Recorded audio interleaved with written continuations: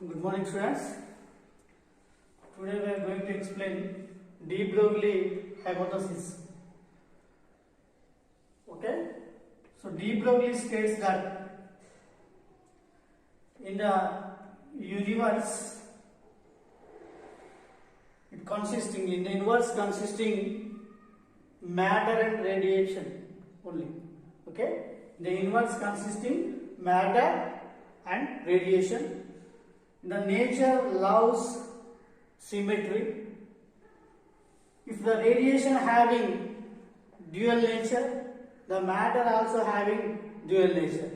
That means the radiation having dual nature, the radiation having particle nature as well as wave nature. So the matter also having dual nature. So the matter particles also having particle nature as well as wave nature. Okay? So according to de Broglie hypothesis, the particles of electron, proton, neutron, like that. These particles are associated with the wave nature. The particles are called as matter waves. So the wavelength of matter waves is called as de Broglie wavelength. So the wavelength of matter waves, de Broglie's wavelength. So the de Broglie wavelength denoted by lambda. Lambda is equal to h by mv. Okay. So the photon energy E is equal to h nu. We know that, but mu is equal to c by lambda. That is equal to hc by lambda. And again, according to Einstein formula, E is equal to mc square. So this is equation number 1 and 2. Both are equating. hc by lambda is equal to mc square. Cc get cancelled. Lambda is equal to here h by mc. So that is equal to h by p. And so the particles are moving with the light velocity c. C is the velocity of light. The particles are moving with the light velocity. The wavelength of de Broglie wavelength of particles, lambda is equal to h by mc. If the particle moving with v velocity, the de Broglie wavelength lambda is equal to h by mv. That should be equal to h by p. P is the momentum of the particles. So lambda is equal to h by p is called de Broglie wavelength. So when the momentum of the particle increases, the wavelength decreases. Okay? So if the mass of the particle is more, the wavelength is less. So if the mass increases, wavelength decreases, mass decreases, and wavelength increases. So my wavelength is inversely proportional to the momentum. So the de Broglie wavelength lambda is equal to, here for electron lambda is equal to 12.27 by under root v angstroms. So in the case of electron, we directly write the wavelength lambda is equal to 12.27 and root of v into v angstroms. In the case of proton, lambda is equal to 0.26 under root v angstroms. In the case of alpha particle, lambda is equal to 0.101 under root v angstroms. V is the potential difference. V is called as potential difference. The wavelength also. So lambda is equal to h by under root of 2mk.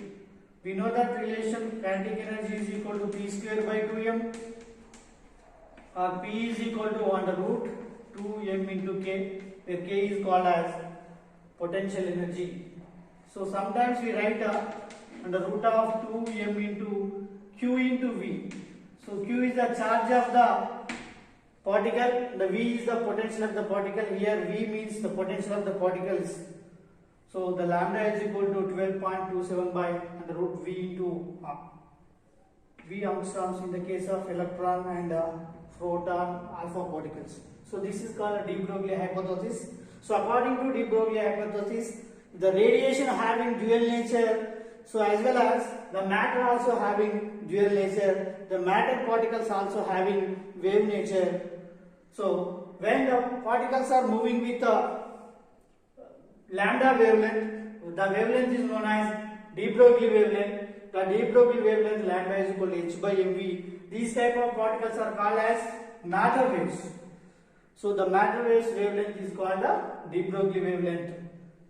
So this is called a de Broglie hypothesis. Then de Broglie explanation of Bohr's second postulates.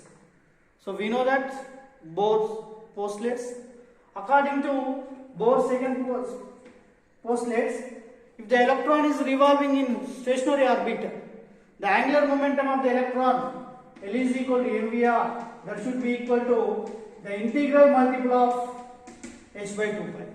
So the angular momentum is quantized. So this is called the second postulate of Bohr. So mvr is equal to nh by 2 pi. So the de Broglie explained the second postulate of Bohr, second postulate.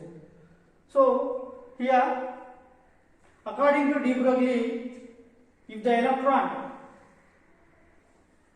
is having wave nature, the wavelength of the electron is lambda. So lambda is equal to h by mv. This is called a de Broglie wavelength. Okay, this is called a de Broglie wavelength. Okay, so the wavelength is integral multiple of the distance traveled in the orbit. Okay, when the electron is revolving around the nucleus in a circular path, the total distance traveled in the circular path, it should be equal to the circumference of the circle. The circumference 2 pi r. So 2 pi rn. So rn is the radius of the nth orbit. So 2 pi rn is equal to n lambda. Okay. So the total distance traveled in stationary orbit, the electron traveled in stationary orbit, that should be equal to the circumference of the circle, should be equal to the integral multiple of de Broglie wavelength, where n is equal to 1, 2, 3, 4 and like that. Okay. So 2 pi rn is equal to, here 2 pi rn is equal to n into lambda. What is called lambda? Lambda is equal to h by mv. Okay. So this equation also written as here nh, here nh by 2 pi, nh by 2 pi is equal to mvr. So send r this side, nh by 2 pi is equal to mvrn. This is called the second postulate of Bohr atomic model.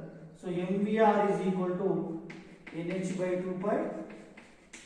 So here the angular momentum is integral multiple of nh by 2 pi. Okay, nh by 2 pi. So according to Bohr, if you take one string, then the string, vibrating string, produces stationary waves. So the strings vibrating in the form of waves. The string waves are like as a, if the electron, for example, if you take one electron, the electron is revolving around the stationary orbit in the form of waves. According to de Broglie, the motion of the electron is like this. The motion of the electron, like a wave particles, is like the string produces stationary waves. If you take one string, the string produces stationary waves. Just you assume the string is bending into circular path. So like this. So the path of the electrons is a waves produced in a string. Okay, thank you.